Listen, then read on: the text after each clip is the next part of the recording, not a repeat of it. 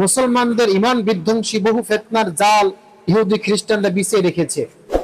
সর্বস্তরের মুসলমানকে যাকে যেভাবে ধোঁকা দিয়ে বোকা বানানো সম্ভব তারা সে পন্থা অবলম্বন করছে।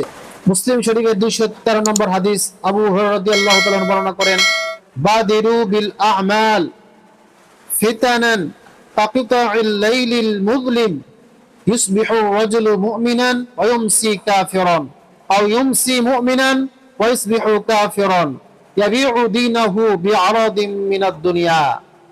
বিশ্বনবী সাল্লাল্লাহু আলাইহি ওয়াসাল্লাম বলেছেন, তোমরা নেক আমলের প্রতি ধাবিত হও, কেননা তোমাদের কাছে ফিতনাটা অন্ধকার রাত্রির ন্যায় তোমাদের মাঝে আগমন করবে। মূল আলোচনার পূর্বে আমরা সংক্ষিপ্ত একটি ভূমিকায় যাব, সেটা হচ্ছে মুসলমানদের ইমান বিধ্বংসী বহু ফিতনার জাল ইহুদি খ্রিস্টানরা বিছিয়ে রেখেছে।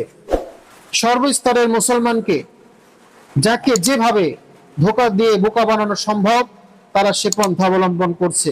মুসলিম শরীফের 213 নম্বর হাদিস, আবু হুরায়রা রাদিয়াল্লাহু তাআলা বর্ণনা করেন, বাদিরু বিল আ'মাল ফিতানান কাকিতা'il লাইলিল মুযলিম ইউসবিহু রাজুলু মুমিনান ওয়া ইউমসি কাফিরান আও ইউমসি মুমিনান ওয়া ইসবিহু কাফিরান ইয়াবিউ দীনাহু বিআরাদিন মিনাদ দুনিয়া।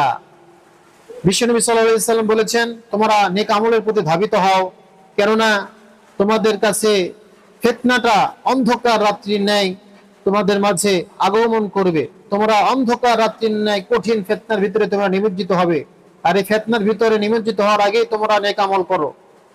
আর যখন ফিতনা চলে আসবে, ইউসবিহুর রাজুলু মুমিনান, কোন ব্যক্তি সকাল করবে মুমিন অবস্থায়, ওয়ায়ুমসি কাফিরান, তার বিকেলটা এবং সন্ধ্যাটা হয়ে যাবে কাফের অবস্থায়। আও ইউমসি মুমিনান, অথবা সে সন্ধ্যা করবে মুমিন অবস্থায়, ওয়ায়ুসবিহু কাফিরান, আর তার সকালটা হবে কাফের অবস্থায়।